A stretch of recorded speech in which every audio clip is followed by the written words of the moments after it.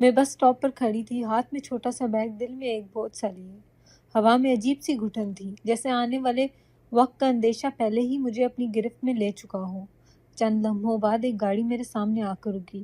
شیشہ نیچے ہوا اور میں نے دیکھا میرا بہنوئی۔ اس کے چہرے پر مصنوعی مسکراہٹ تھی، مگر آنکھیں ایسی جیسے اندر کوئی اور ہی کہانی چل رہی ہو۔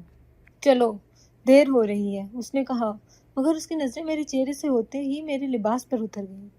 وہ ایک ایسی نظر تھی کہ میرے قدم ایک لمحے کو رک گئے، میرے دل میں جیسے دھڑکن پھنس گئی ہو۔ میں نے خود کو سمجھایا، شاید میں اوور تھنک کر رہی ہوں۔ باجی کی بیماری کی وجہ سے ویسے ہی دل پریشان رہتا ہے، مگر یہ خود کو بہلانے والی دلیل بھی میرے اندر کا خوف کم نہ کر سکی۔ میں خاموشی سے گاڑی میں بیٹھ گئی۔ دروازہ بند ہونے کی آواز مجھے قید کی پہلی زنجیر سی لگی۔ گاڑی چل پڑی، مگر اندر عجیب سا سکوت چھایا رہا۔ وہ بار بار سامنے دیکھتے ہوئے اپنی نظریں چوری چوری میری طرف پھیرتا۔ مجھے یوں لگنے لگا جیسے دوڑتی ہوئی گاڑی میں ہوا بھی رک گئی ہو۔ کیسی ہو تم؟ اس نے سوال کیا۔ آواز میں ہلکی سی مصنوعی گرم جوشی تھی۔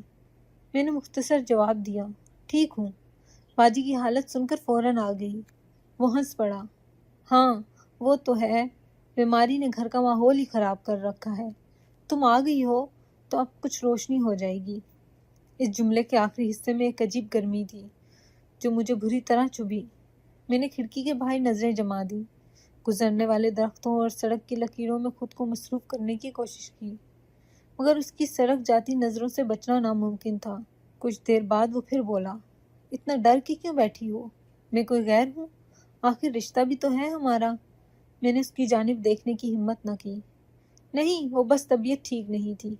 وہ مسکرا کر بولا، طبیعت یا کچھ اور؟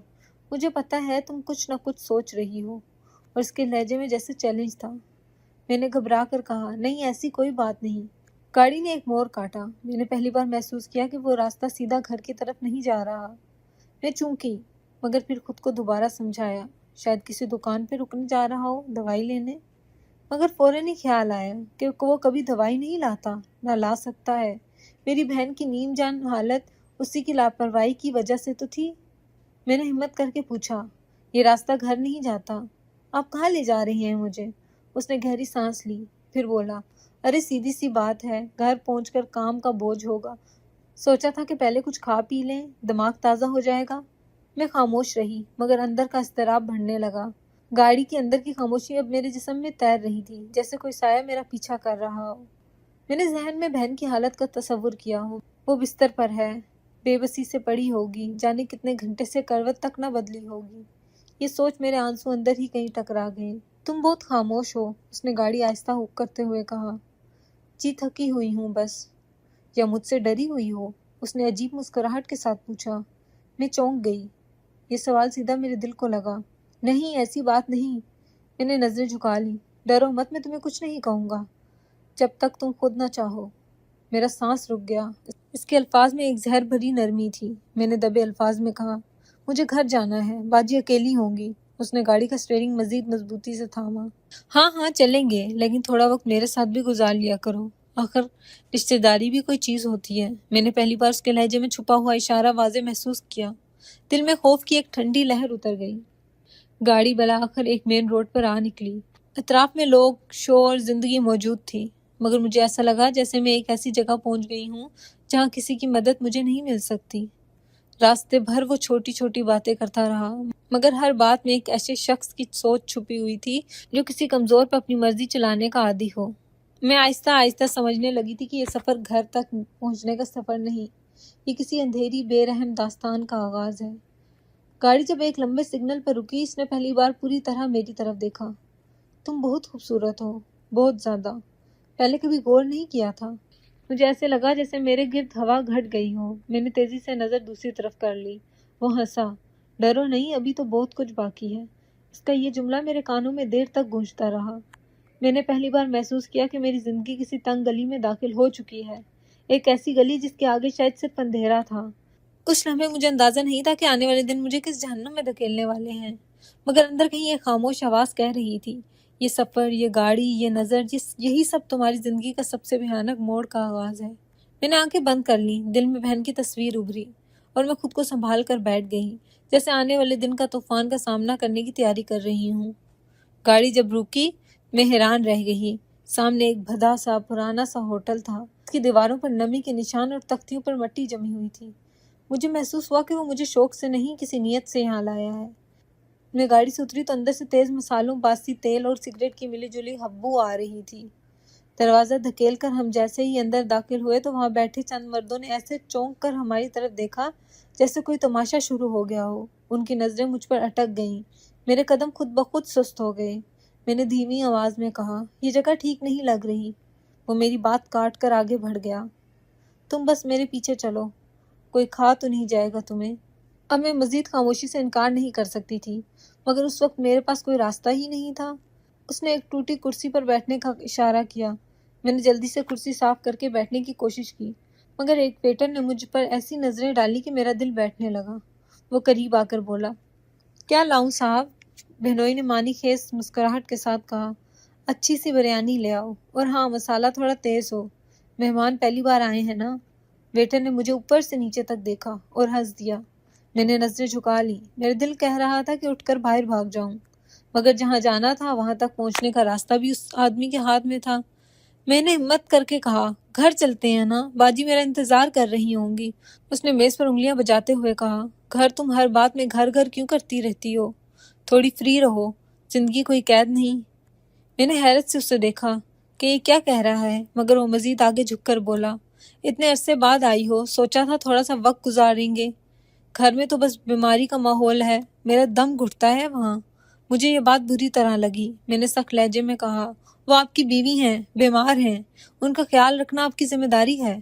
وہ مسکرا کر بولا، بیوی؟ وہ تو بس ایک بوجھ ہے، تم نہیں سمجھو گی ابھی۔ میری ریڑھ کی ہڈی میں سنسنی دوڑ گئی۔ اس نے میز پہ رکھا گلاس اٹھا کر پانی پیا، جیسے میں نے کچھ کہا ہی نہ ہو۔ ویٹر نے پلیٹ میرے آگے رکھتے ہوئے ایک بار پھر انتہائی ناگوار انداز میں مجھے دیکھا۔ میں نے پلیٹ کو ہاتھ تک نہ لگایا۔ کھاؤ نا، پورا سفر کیا ہے تم نے۔ بھوک نہیں ہے، میں نے کہا۔ اس نے کہا، ایسے نخرے گھر میں کرنا، یہاں نہیں۔ وہ جملہ مجھ پر بجلی بن کر گرا۔ میں نے محسوس کیا کہ وہ جان بوجھ کر مجھے ایسی جگہ لایا ہے جہاں میری آواز اٹھے بھی تو کوئی سننے والا نہیں۔ ہوٹل کے کونے میں بیٹھا ایک آدمی مسلسل ہماری جانب دیکھ رہا تھا، جیسے وہ کہانی کا انجام پہلے ہی جانتا ہو۔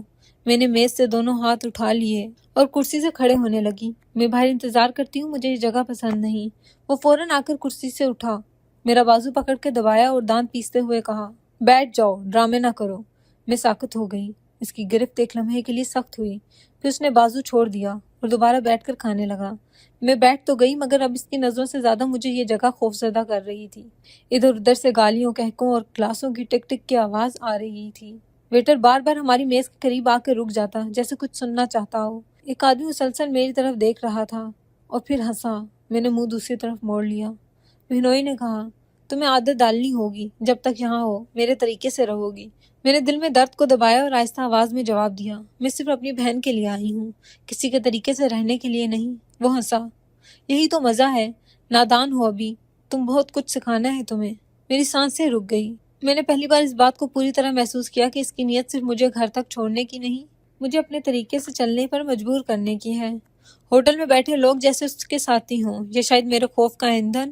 میں نے کرسی کے نیچے پاؤں سختی سے زمین پر رکھا، جیسے خود کو یاد دلا رہی ہوں کہ مجھے یہاں سے نکلنا ہے، کسی بھی طرح۔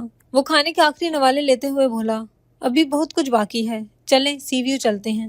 میں نے بے اختیار چونک کر اس کی طرف دیکھا اور یوں لگا جیسے میرے لیے رات ابھی صرف شروع ہوئی ہے۔ کھانا ختم ہوتے ہی میں نے سمجھا کہ شاید اب وہ گاڑی گھر کی طرف موڑے گا، مگر اس نے سیدھا ساحل کا رخ لے لیا۔ گاڑی کے شیشے نیچے کر کے ٹھنڈی ہوا اندر آنے لگی، لیکن میرے دل میں کسی بھاری پتھر جیسی کیفیت تھی۔ میں بار بار سوچ رہی تھی کہ میری بہن اکیلی پڑی ہوگی، نہ کوئی اس کا حال پوچھنے والا، نہ دوائی دینے والا، مگر وہ پورے سفر میں ایسے مطمئن بیٹھا تھا جیسے ہم کسی تفریحی ملاقات پر نکلے ہوں۔ سی ویو پہنچ کر اس نے گاڑی پارک کی اور مجھ سے کہا، چلو تھوڑا سا چلتے ہیں، رات کا مزہ ہی کچھ اور ہے۔ میں نے کہا، مجھے گھر جانا ہے، دیر ہو رہی ہے۔ وہ میرا جملہ سن کر مسکرایا، اتنی جلدی کیا ہے، تھوڑی تازہ ہوا کھا لو۔ میں خاموش رہی، مگر وہ خود بخود آگے بڑھنے لگا۔ چند قدم بعد اس نے اچانک میرا ہاتھ پکڑ لیا، جیسے یہ بالکل معمول کی بات ہو۔ میں چونک گئی اور فوراً جھٹکے سے ہاتھ چھڑایا۔ یہ کیا کر رہے ہیں آپ؟ میں نے سخت لہجے میں کہا۔ وہ ہنسا، ارے ہاتھ پکڑنے میں کیا مسئلہ ہے، سمندر ہے، ماحول ہے، رشتہ بھی ہے ہمارا۔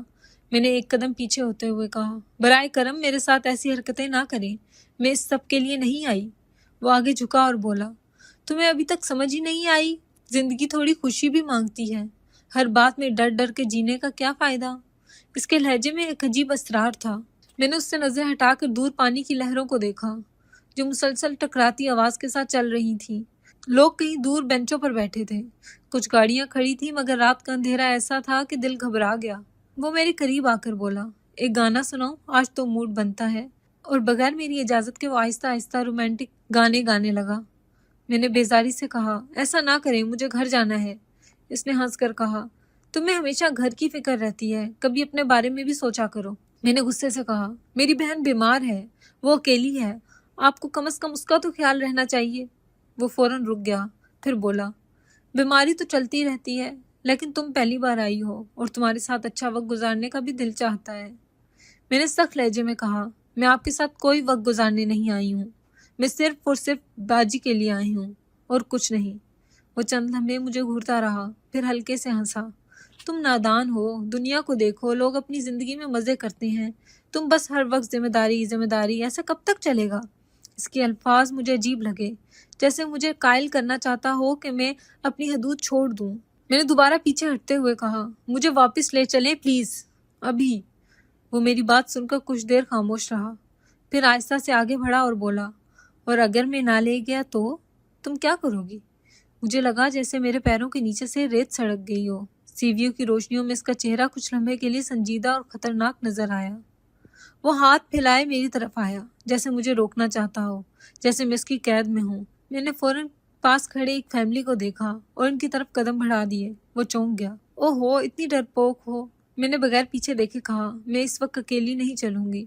वो कुछ लम्हे चुप रहा, फिर जबरदस्ती हंसा, चलो वो ठीक है, इतना भी दिल खराब ना करो, बैठकर चाय ही पी लेते हैं, फिर चलते हैं।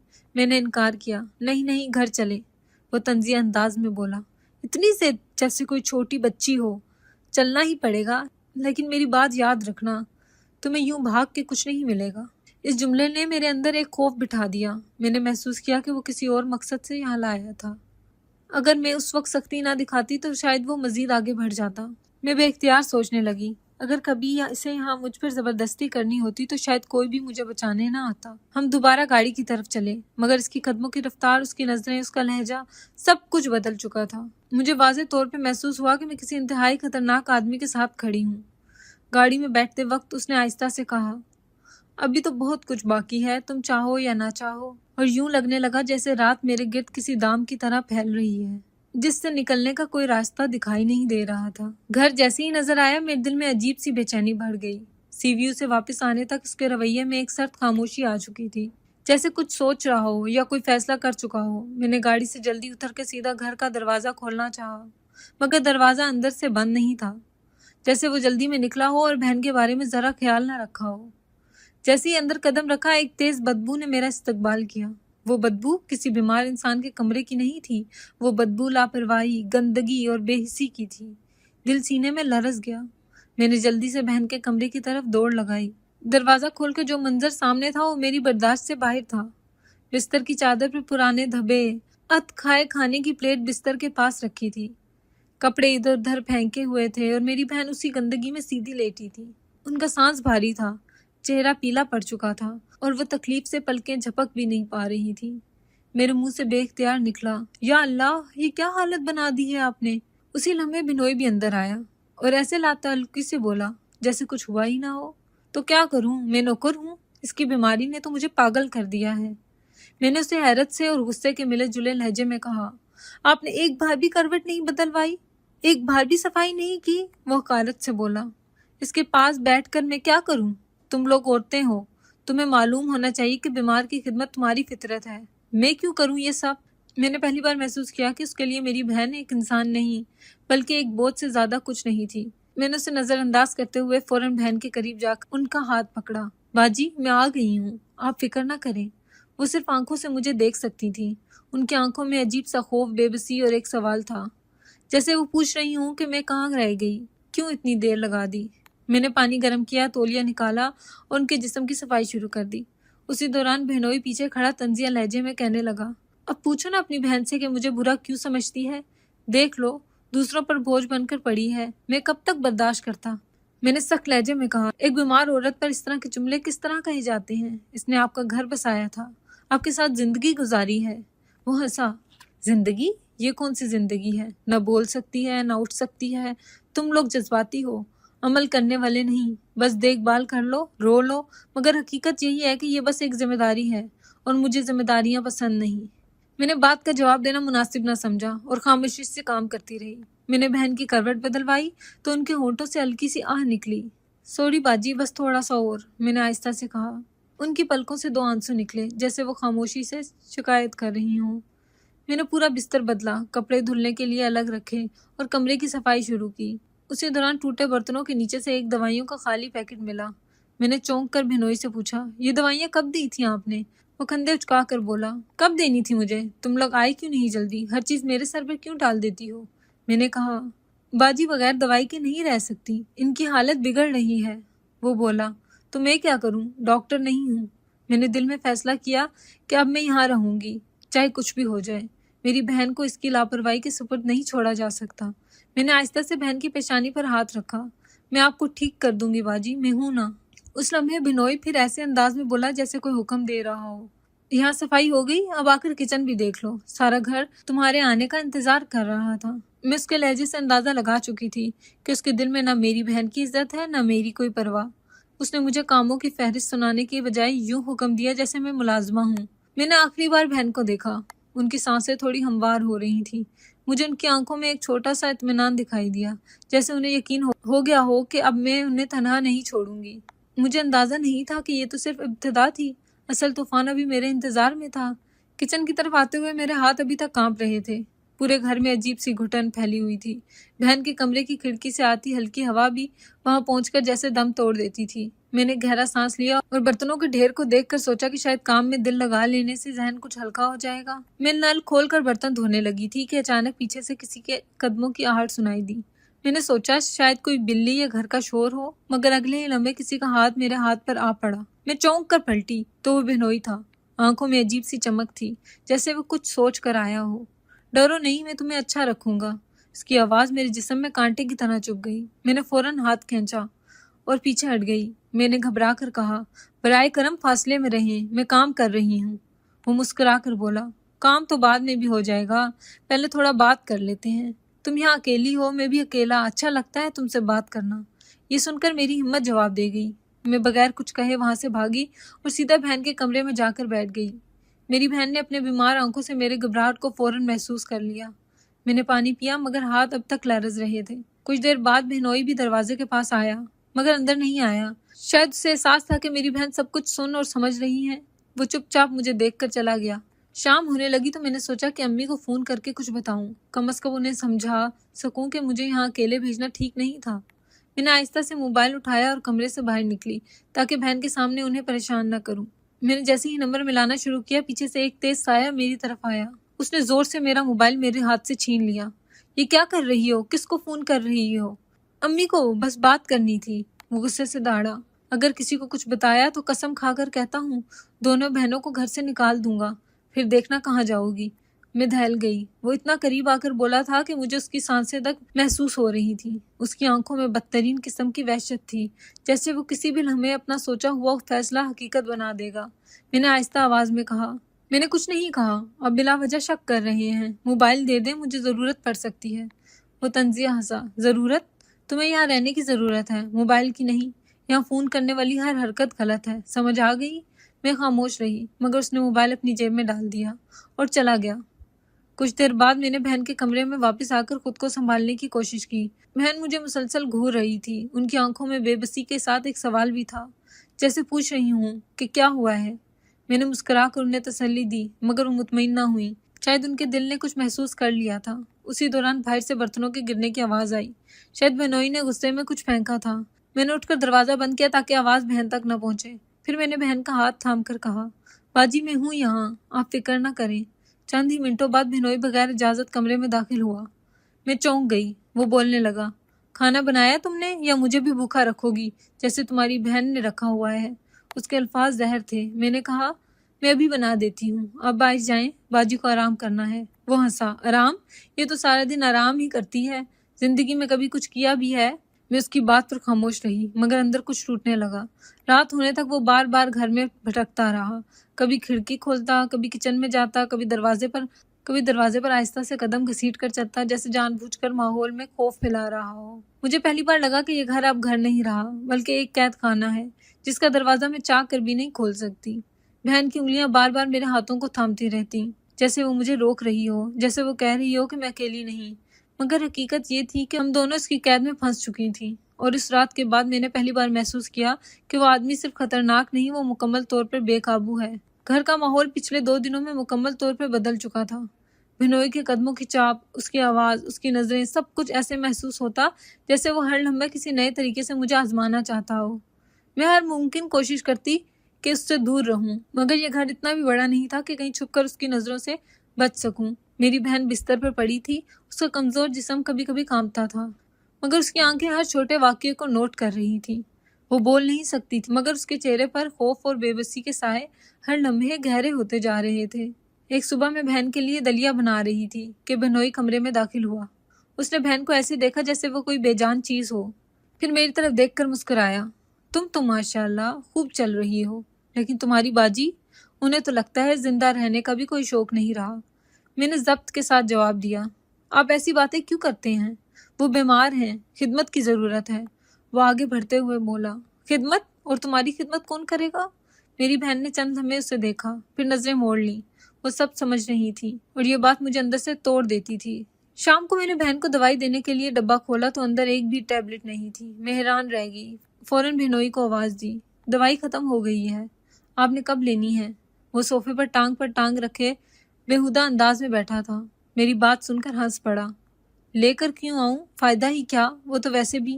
मैंने बात काटते हुए कहा। बराए करम ऐसी बात ना करें, उन्हें दवाई की ज़रूरत है। वो उठकर मेरे पास आया, इतना करीब कि मेरा सांस रुकने लगा। दवाई मिलेगी, लेकिन उसके लिए तुम्हें मेरी बात सुननी पड़ेगी। मेरे दिल में जैसे किसी ने बर्फ भर दी। मैंने लरसती आवाज़ में पूछा, कौन सी बात? वो धीरे से बोला, तुम समझदार हो, इतना समझाने की ज़रूरत नहीं। तुम्हारी बाजी की दवा तब आएगी जब तुम सीधी तरह मेरी बात मानोगी। मैंने पीछे हटते हुए कहा, आप पागल हो गई हैं क्या? ये मेरी बहन की जान का मसला है, वो तंज़ी अंदाज में बोला, और मेरी ख्वाहिश का भी। सोच लो, दवाई चाहिए या नहीं। मैं कुछ सेकंड के लिए पत्थर बन गई, जैसे मेरे जिस्म और दिमाग के दरमियान ताल्लुक ही खत्म हो गया हो। उसी लम्हे मेरी बहन ने अपने कमज़ोर हाथ से मेरा हाथ पकड़ लिया। मैं घबरा के उसकी तरफ मुड़ी तो देखा कि उसकी आंखों से आंसू बह रहे हैं। वो आंसू एक फरियाद थे और एक इल्तिजा भी, जैसे वो कह रही हो, खामोश रहो, मैं बर्दाश्त कर लूँगी, मगर तुम इसके सामने मत झुको। मैंने कपकपाती आवाज़ में बहनोई से कहा, मैं आपकी कोई गलत बात नहीं मानूंगी, चाहे कुछ भी हो जाए। वो हंसा। तो फिर ठीक है, दवाई नहीं आएगी, देखते हैं कब तक चलता है ये ड्रामा। वो बगैर पलटे कमरे से निकल गया। जब उसकी कदमों की आवाज़ रुक गई तो बहन ने मेरा हाथ मजीद मजबूती से थाम लिया। मैंने उसके गाल साफ किए और कहा, बाजी मैं हूं ना, आपको कुछ नहीं होने दूंगी। वो नफ़ी में सर हिलाने लगी, जैसे वो जानती हो कि मेरी हिम्मत और उसके जुल्म एक जैसे नहीं। मैंने दवाई के लिए कोई और रास्ता सोचने की कोशिश की। घर में पुराना फर्स्ट एड बॉक्स था।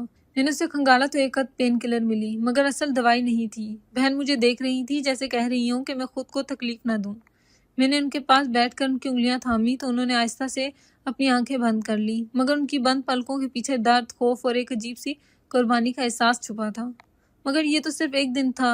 आने वाले दिनों में उसने इस ज़हनी अजियत को एक हथियार बना लिया और हम दोनों इसके शिकंजे में और ज़्यादा फंसती चली गईं। उस रोज़ पूरा दिन अजीब सी बेचैनी के साथ गुजरा।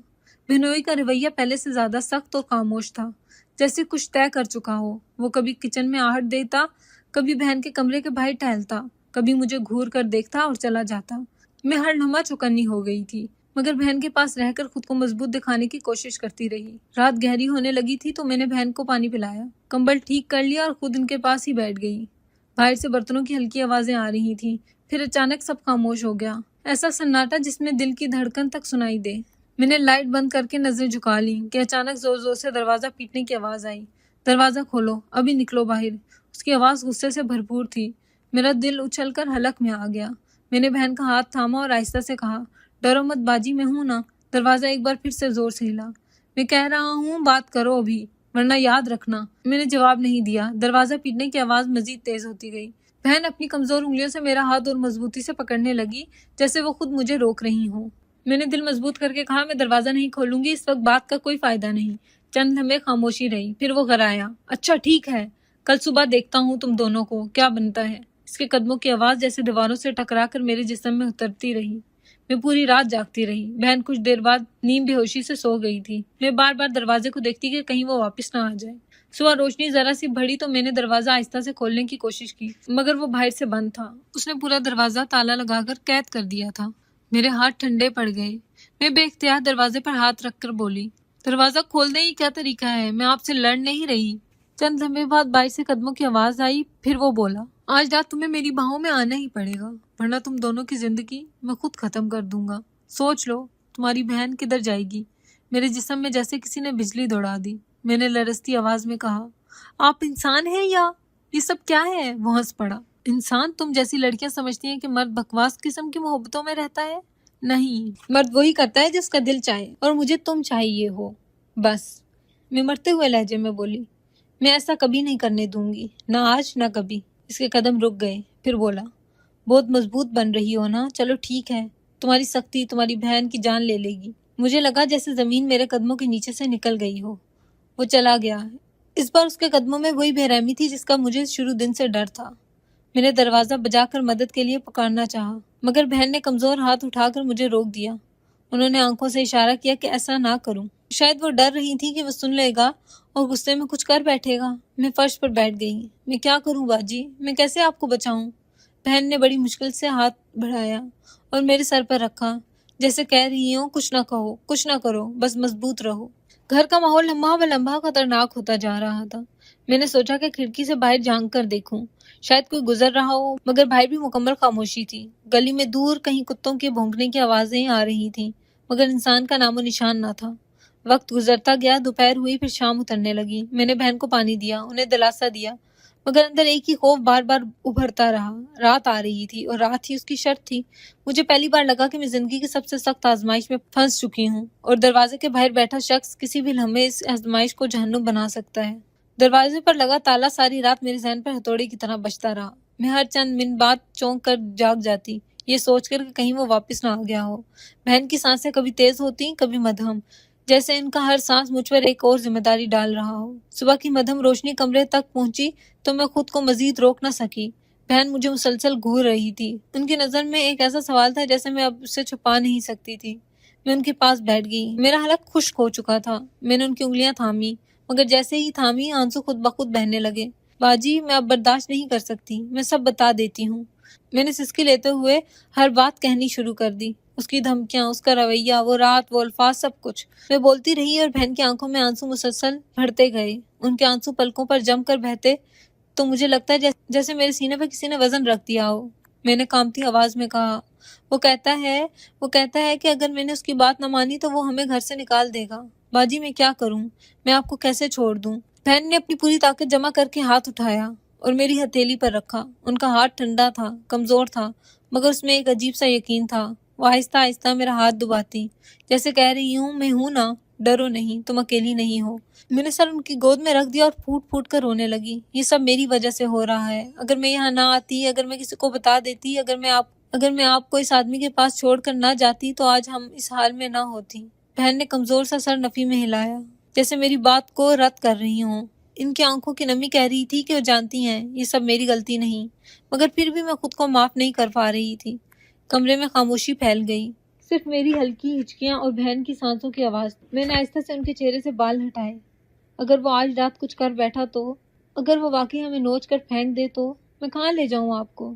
بہن نے پہلی بار کوشش کی کہ کچھ بولیں۔ ان کے گلے سے ایک بھاری سی آواز نکلی، جیسے کسی نے رسی سے بندھی گرہ کو کھینچا ہو۔ پھر وہ آواز ٹوٹ گئی۔ اس ایک نامکمل آواز نے مجھے توڑ دیا۔ میں نے ان کے ہاتھ چوم کر کہا، نہیں باجی، آپ کو کچھ نہیں ہونے دوں گی، مجھے کچھ کرنا ہوگا، کچھ نہ کچھ، لیکن کیا؟ اس لمحے باہر سے کسی چیز کے گرنے کی آواز آئی۔ دونوں چونک گئی۔ میں نے فوراً بہن کے کندھے تھام لیے، شاید وہ واپس آ گیا، یا شاید گھر میں گھوم رہا ہے۔ باہر قدموں کی آہٹ سنائی دی، پھر خاموشی چھا گئی۔ مجھے لگا جیسے دیواروں نے بھی سانس روک لی ہو۔ میں نے کھڑکی کی طرف دیکھا، وہاں سے باہر کی گلی سنسان تھی۔ دن چڑھ آیا تھا، مگر اس گھر میں ایسا لگ رہا تھا جیسے وقت نے خود کو قید کر لیا ہو۔ بہن نے ایک بار پھر میرا ہاتھ دبایا۔ ان کی آنکھوں میں ایک فیصلہ تھا اور ایک فریاد بھی، جیسے وہ کہہ رہی ہوں، چاہے وہ کچھ بھی کہہ دے، تم نے ٹوٹنا نہیں، میں ٹوٹ جاؤں گی لیکن تم نہیں۔ میں نے ان کے ہاتھ پر ہاتھ رکھا اور دل میں ایک فیصلہ کیا، اب چاہے کچھ بھی ہو جائے میں اسے مزید ہم پر حکومت نہیں کرنے دوں گی۔ لیکن اندر ہی اندر ایک اور خوف جنم لے چکا تھا، وہ شخص واپس آئے گا اور آج نہیں تو کل وہ اپنی شرط منوانے کی کوشش ضرور کرے گا، اور میں جانتی تھی اگلی رات بہت بھاری ہونے والی ہے۔ رات کا اندھیرا گھر میں رینگ رہا تھا، ہر دیوار، ہر دروازہ، ہر سایہ جیسے ایک وحشت لیے میرے سر پر جھکا ہوا تھا۔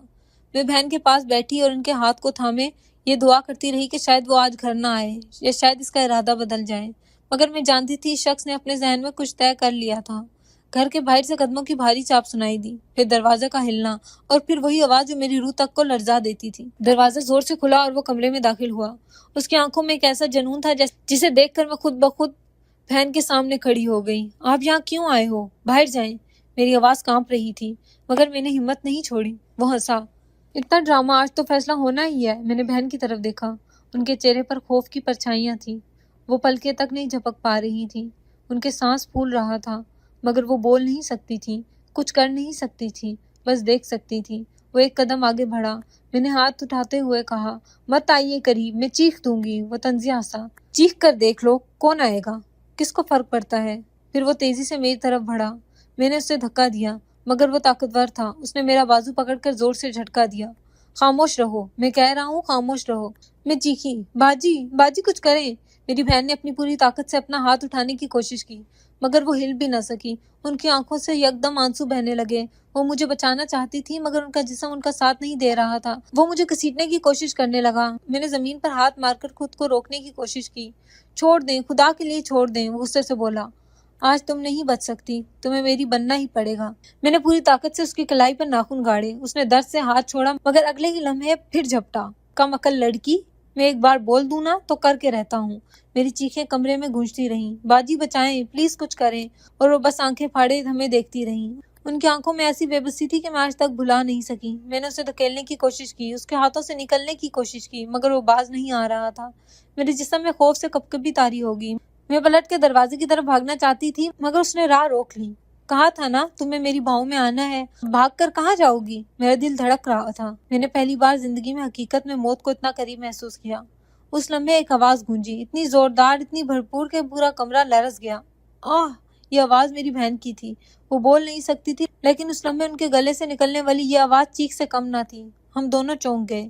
میں نے مڑ کر دیکھا، میری بہن نے اپنی بے جان پڑی ٹانگوں کو ہلانے کی کوشش کی تھی۔ ان کی آنکھوں میں ایک ایسی آگ بھڑک رہی تھی جو میں نے زندگی میں کبھی نہیں دیکھی تھی۔ وہ اپنی دونوں بازوؤں کو اوپر اٹھانے کی کوشش کر رہی تھی۔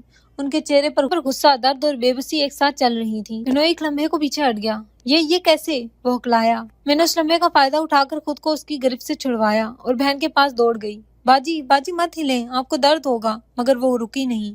وہ مجھے بچانے کے لیے اپنے فالج زدہ جسم کو اٹھانے کی جدوجہد کر رہی تھی۔ ان کی انگلیاں سختی سے مڑنے لگیں جیسے وہ خدا سے آخری مدد مانگتے ہوئے ساری ہمت یکجا کر رہی ہوں۔ میں نے بنوئی کی طرف دیکھا، وہ گھبرا چکا تھا۔ یہ اٹھنے کی کوشش کیوں کر رہی ہے؟ یہ تو نہیں چل سکتی۔ اس کے چہرے پر پہلی بار خوف آیا اور اسی لمحے میری دنیا بدل گئی۔ ایسا لگا جیسے بہن کے اندر کوئی طاقت جاگ گئی ہو۔ ان کی آنکھوں کی سفیدی بڑھ گئی، سانس تیز ہو گیا۔ انہوں نے اپنی انگلیاں اس کی طرف اٹھا کر اس کی طرف گھورا۔ وہ منظر میری زندگی کا وہ لمحہ ہے آج تک میرے خوابوں میں بھی میری سانسیں روک دیتا ہے۔ اس رات سب کچھ تبدیل ہونے والا تھا۔ اس لمحے کمرے میں کچھ ایسا ہوا جو انسانی عقل کے دائرے میں نہیں آتا، جیسے وقت اپنی جگہ رک گیا ہو، جیسے ہوا نے سانس روک لی ہو، جیسے زمین اور آسمان کے درمیان کوئی دباؤ ٹوٹا ہو۔ اچانک پورا کمرہ ایک زوردار گونج سے بھر گیا۔ اللہ اکبر! یہ آواز اتنی زوردار، اتنی بھرپور، اتنی لرزتی ہوئی تھی کہ میری اپنی چیخ بھی وہیں رک گئی۔ میں حیرت سے دائیں بائیں دیکھنے لگی کہ یہ آواز آئی کہاں سے ہے، مگر اگلے لمحے جب میری نظر بہن پہ پڑی تو میرے قدم جیسے زمین میں دھنس گئے۔ میری فالج زدہ بہن وہ کھڑی تھی۔ میں اپنی آنکھوں پر یقین نہ کر سکی۔ وہ عورت جو مہینوں سے کروٹ تک نہیں بدل سکتی تھی، جو پانی پینے کے لیے ہاتھ بھی نہیں اٹھا سکتی تھی، وہ آج پوری طاقت کے ساتھ کھڑی تھی۔ اس کے چہرے پر ایک عجیب نور تھا، ایک ایسا وقار جو میں نے پہلے کبھی نہیں دیکھا تھا۔ بنوئی تو جیسے پتھر ہو گیا۔ اس نے 2 قدم پیچھے ہٹ کر لڑکھڑاتے ہوئے کہا، یہ کیسے؟ تو چل نہیں سکتی تھی؟ اس کے ہاتھ تھرتھرا رہے تھے۔ میں نے بہن کی طرف دیکھا، ان کے ہاتھ میں کرسٹل کا وہی گلدان تھا جو میز کے کنارے رکھا رہتا تھا۔ میں حیران رہ گئی کہ انہوں نے وہ کب اٹھایا، کیسے اٹھایا۔ پھر انہوں نے بغیر ایک پل ضائع کیے پوری طاقت سے وہ گلدان اپنے شور کے سر پر دے مارا۔ ایک دھماکے جیسی آواز آئی، گلدان ٹوٹ کر ٹکڑے ٹکڑے ہو گیا اور بنوئی ایک جھٹکے سے زمین پر گر پڑا۔ میں حیران کھڑی رہ گئی۔ باجی، आप कैसे? वो हाँप रही थी। उनकी टांगें यकीनी तौर पर उनका बोझ नहीं उठा पा रही थी, मगर उस लम्हे उनकी आंखों में ऐसा अज़म था जैसे बरसों का सब्र और दर्द एक ही झटके में ताकत बनकर आया हो। बिनोई ने सर पकड़कर उठने की कोशिश की, मगर फिर गिर गया। खून माथे से बहने लगा। वो कराहते हुए बोला, ये क्या किया है तुमने? बहन ने उसकी तरफ देखा और पहली बार उनकी आंखों में वो अल्फाज नजर आए जो वो जुबान से कभी ना कह सकी। तुमने जुल्म की हद पार कर दी थी और आज अल्लाह ने खुद जवाब दिया है। मैं बहन के पास भाग कर पहुंची। बाजी बैठ जाएं, आप खड़ी कैसे हैं? आप गिर जाएंगी। उन्होंने मेरा हाथ थामा, मगर उनका जिस्म कांप रहा था। नहीं, मुझे बस एक बार बचाना था। उनकी सांसें फूल रही थी। बिनोई दोबारा उठने की कोशिश करने लगा। वो घबरा कर बोला, मैं तुम दोनों को नहीं छोड़ूंगा। तुम मर जाओगी आज। मैंने फौरन बहन को सहारा दिया और तेजी से दरवाजे की तरफ लपकी। ताला बाहर से लगा हुआ था, मगर शायद खौफ के मारे वो उसे ढीला छोड़ गया था। मैंने पूरी ताकत से धक्का दिया और दरवाजा खुल गया। बाजी बाहर चलें अभी। वो लड़खड़ाई मगर चली। मैंने उनका कंधा पकड़कर उन्हें सहारा दिया। हर कदम जैसे उनके लिए पहाड़ था, मगर वो मेरे साथ चलती गई। पीछे से बिनोई की आवाज आई, रुको, मैं आ रहा हूँ। डरे हुए कदमों की आवाजें अब पूरे घर में गूंज रही थी। मैं बहन के साथ दहलीज तक पहुंची, मगर दरवाजा खोलने ही वाली थी कि बिनोई दोबारा कमरे से निकला। उसके हाथ में लकड़ी का डंडा था। सर से खून बह रहा था। मैंने चीख कर कहा, मोहल्ले वालों को बुलाना होगा अभी। मैं दरवाजा खोलकर बाहर दौड़ी। मुझे पता था कि अगर मैं रुक गई तो हम दोनों शायद जिंदा ना रहें। बहन एक हाथ दीवार के सहारे खड़ी हो गई। वो दोबारा गिरने लगी। मैं ठीक हूँ, जाकर किसी को बुला। मैं दौड़ते हुए बाहर निकली। गली में 2 घरों के आगे रोशनी जल रही थी। मैंने पूरी ताकत से आवाज लगाई, मदद, कोई आए, प्लीज मदद करें, वो हमें मार डालेगा। चंद लम्हों बाद 2 लोग घरों से निकले। बेटी क्या हुआ? कौन मारेगा? मैंने हामते हुए कहा। अंदर मेरी बहन, वो खतरे में है। 2 मर्द फौरन अंदर की तरफ भागे। बिनोई दरवाजे तक पहुंच चुका था, मगर मोहल्ले वालों को देखकर रुक गया। ये घर का मामला है, तुम लोग दूर रहो। एक बुजुर्ग ने इसकी तरफ उंगली उठाकर कहा, हमें सब समझ आ रहा है, पीछे हटो। बिनोई घेरा पड़ते ही घबरा गया। मैं वापस अंदर आई तो देखा बहन फिर से जमीन पर बैठ गई थी, थकी हुई, कमजोर, मगर उनके चेहरे पर एक अजीब सा सुकून था। उन्होंने आहिस्ता से कहा, अल्लाह ने हमें बचा लिया। मेरे आंसू थम ही नहीं रहे थे। मैंने उनके हाथ पकड़े और पहली बार मौजा इतने करीब से देखा था। उस रात अल्लाह ने जुल्म के सामने खड़ी इस बेबस औरत को वो ताकत दी जिसकी मैंने कभी उम्मीद नहीं की थी, और उसी ताकत ने हमारी जिंदगी हमेशा के लिए बदल दी। मोहल्ले वालों के घर से निकलने की आवाजें आ रही थी। 2 मर्द और एक बूढ़ी खातून मेरे साथ अंदर दाखिल हुए। बिनोई पहले तो गुस्से में चीखने लगा, ये सब घर का मामला है, निकल जाओ यहाँ से।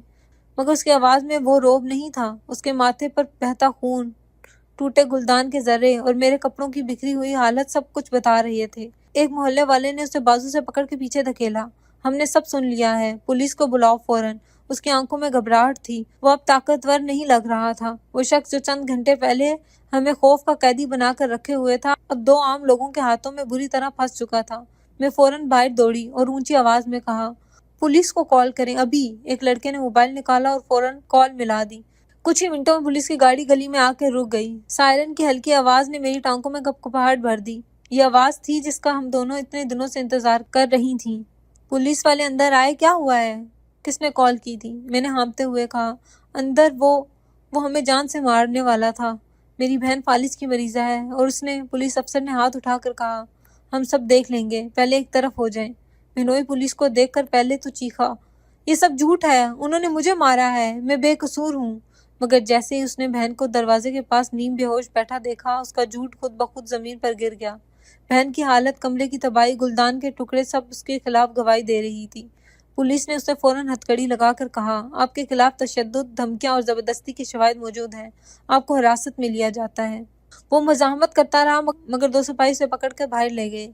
मोहल्ले वाले भी साथ निकल आए। मैं दरवाजे पर खड़ी सब कुछ देखती रही। जब पुलिस की गाड़ी बिनोई को लेकर गई तो ऐसा लगा जैसे किसी ने हमारे घर में एक भारी जंजीर काट कर फेंक दी हो। मैं तेजी से बहन के पास आई। वो बहुत कमजोर थी, मगर उनकी आंखों में पहली बार एक हल्की सी चमक थी, जैसे वो कहना चाहती हूँ, आखिरकार आजादी। अगले दिन हमें थाने में बयान देने के लिए बुलाया गया। मैंने सारी बात साफ साफ बताई। मोहल्ले के 2 मर्द और वो बूढ़ी खातून में भी गवाही देने आ गए। एक ने कहा, हमने इस लड़की की चीखें सुनी और इस आदमी को गंदे अल्फाज में धमकियां देते खुद सुना है। दूसरे ने कहा, खातून बीमार है, उसके साथ ऐसा सलूक नाकाबिले बर्दाश्त है।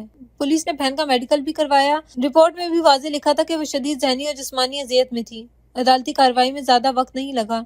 जब बहन व्हील चेयर पर बैठकर अदालत में गई तो हर कोई उनकी हालत देखकर सोच में पड़ गया। जज ने सवाल पूछे, जिनके जवाब बहन आंसुओं और हाथ के इशारों से देती गई। मैंने पहली बार बहन को इतने मजबूत अंदाज में देखा। वो बेआवाज थी, मगर उनके इशारों में सच की पूरी ताकत थी। गवाहों, शवाहिद और रिपोर्ट के बाद जज ने कहा, मुलजिम को मुजरिमाना धमकी, घरेलू तशद्दुद और ज्यादती की कोशिश के इल्जाम में जेल भेजा जाता है। ये सुनते ही बहन ने मेरी तरफ देखा और मैं जानती थी ये वही फैसला था जिसका हम दोनों को इंतजार था। चंद दिन बाद बहन ने खुला की दरख्वास्त दी, केस फौरन मंजूर हो गया, अदालत ने उसे मुकम्मल आज़ादी दे दी। हम दोनों अपना सामान लेकर मैके वापस आ गई। घर का दरवाजा पार करते हुए मुझे लगा कि कई महीनों बाद मैंने सांस लिया है। अम्मी ने हमें देखते ही ज़ारो कतार रोना शुरू कर दिया। मेरी बच्चियां, तुम दोनों ने कैसे बर्दाश्त किया? मैंने उनके गले लगकर कहा, अम्मी अब सब ठीक है, हम वापस आ गए हैं। बहन को कमरे में लिटा दिया गया। उनकी पलकों पर नमी थी, मगर पहली बार उनका चेहरा सुकून से भरा हुआ था, जैसे बरसों की कैद से निकलकर उन्हें हवा और रोशनी नसीब हुई हो। उस रात मैंने पहली बार अपनी आंखें बंद की और दिल से शुक्र अदा किया। हम जिंदा थे, आजाद थे और अब किसी के खौफ में नहीं जीते थे। जिंदगी पहली बार फिर से मुमकिन महसूस हुई। अपने घर वापस आने के बाद आहिस्ता आहिस्ता जिंदगी अपने कदम पर खड़ी होने लगी। वो घर जिसमें कभी हंसी, मेहमान, खुशियां की आवाजें गूंजती थीं, अब खामोश जरूर था, मगर उस खामोशी में हिफाजत थी, अमन था और बदतरीन खौफ से निजात थी। चंद हफ्ते बहन को संभालने, इलाज कराने और खुद को ज़हनी तौर पर ठीक करने में लग गए। डॉक्टर ने बताया कि बहन का फालिज बहुत पुराना है, मगर कुछ हरकत का वापस आने का इम्कान है अगर बाकायदगी से फिजियोथेरेपी हुई। ये सुनकर बहन के चेहरे पर पहली बार एक हल्की सी मुस्कुराहट आई। वो ज्यादा बात नहीं कर सकती थी, मगर हम दोनों इनकी आंखों से उम्मीद पढ़ सकते थे। मैं रोजाना उन्हें व्हील चेयर में बिठाकर छत पर धूप दिखाने ले जाती। धूप उनके चेहरे पर पड़ती तो वो आंखें बंद करके जैसे बरसों की थकन उतार देती। अम्मी कहती, बेटा अल्लाह ने मौजज़ा दिखाया है, हिम्मत रखो। कुछ ही महीनों में बहन के हाथों में थोड़ी सी हरकत वापस आने लगी। उन्होंने एक आहिस्ते से कपड़ा पकड़ा और मुझे दिखाया। लफ्ज़ पूरा नहीं बोल पाई, मगर मैं समझ गई, सिलाई। मैंने खुशी से कहा, बाजी आप दोबारा कोशिश करेंगी? उन्होंने सर हिलाया। उनकी आंखों में वो चमक नजर आई जो बरसों बाद लौटी थी। हम सब ने मिलकर घर के एक कमरे को साफ किया, मेज रखी, कुर्सियां लगाई। आहिस्ता आहिस्ता बहन का छोटा सा सिलाई सेंटर खुल गया। पड़ोस की औरतें पहले हिचकिचाई, फिर एक के बाद एक आने लगी। सब हैरान हो जाती कि एक फालिज ज़दा औरत किस तरह हिम्मत से काम सीख रही है और सिखा रही है। एक दिन एक औरत ने बहन से कहा, आपकी मेहनत देखकर हमें भी हिम्मत मिलती है, अल्लाह आपको सलामत रखे। बहन ने कमजोर मुस्कुराहट के साथ मुझे देखा। मैंने धीरे से कहा, देखा बाजी, अब आप किसी की मोहताज नहीं। मेरी अपनी जिंदगी भी बदलने लगी। सदमे के बाद मैंने खुद को दोबारा संभाला। नौकरी मिली, दफ्तर में अच्छे लोग मिले, किसी ने मेरा माजी नहीं पूछा और ना ही मैंने बताया, बस आगे बढ़ती चली गई। अम्मी अक्सर कहती, अल्लाह ने तुम दोनों को दोबारा जिंदगी दी है, इस जिंदगी की कदर करो। वक्त गुजरता गया, बहन का सेंटर चल निकला, मैं नौकरी में मजबूत हो गई। फिर एक दिन एक ऐसा रिश्ता आया जिसमें मुझे कभी दिलचस्पी नहीं थी, मगर उस शख्स ने पहली मुलाकात में इंतहाई सादगी से कहा, मैं आपके माजी को नहीं, मैं आपके आज को देखता हूँ। आप मजबूत हैं और मैं आपका साथ चाहता हूँ। मैंने अम्मी और बहन की तरफ देखा। बहन ने आहिस्ता से मेरा हाथ पकड़ा और हल्का सा सर हिलाया। मैंने जिंदगी में पहली बार दिल से किसी पर एतमाद किया। शादी के बाद जब मैं रुखसत हो रही थी, बहन ने मेरा हाथ जोर से दबाया, जैसे वो लम्हा उन्हें भी तकलीफ दे रहा हो। मैंने कहा, मैं ये कदम आपकी वजह से उठा रही हूँ बाजी, अगर आप ना होती तो मैं यहाँ तक कभी ना पहुँचती। उन्होंने आंखें भरकर मुझे देखते हुए टूटे अल्फाज में कहा, जा खुश रह, मेरे लिए यही दुआ काफी थी। जिंदगी आहिस्ता आहिस्ता संवरती गई। शोर का घर मोहब्बत से भरा था। वहाँ ना चीखें थी, ना धमकियां, ना खौफ, बस सुकून। मगर नई जिंदगी के बावजूद साए मेरे साथ रहते। हर रात जब गली सुनसान होती, कभी कभी किसी दरवाजे की आवाज सुनकर, चिड़चिड़ाहट सुनकर मेरा दिल धड़कने लगता। कई बार मैं उठकर बैठ जाती, कई बार फंसी हुई सांस वापस बहाल करने के लिए पानी पीती। कई बार दिल में वो रात पलट आती जब दरवाजा पीटा गया था। लेकिन फिर मुझे हमेशा एक ही बात याद आती, मेरी बहन। वो लम्हा जब वो पूरी कुव्वत से खड़ी हुई थी, वो गुलदान का वार, वो अल्लाह अकबर की आवाज। मैं हर बात सोचती थी, अगर वो उस दिन ना उठती, अगर अल्लाह उस लम्हे मदद ना करता, शायद मैं आज जिंदा ना होती। जिंदगी संवर गई थी, मगर दास्तान का वो स्याह सफा कभी मिटा नहीं। वो जख्म नजर नहीं आए, मगर यादों में आज भी धड़कते हैं। फिर भी आज मैं जिंदा हूँ, आजाद हूँ, और यही हमारा सबसे बड़ा मौजज़ा है।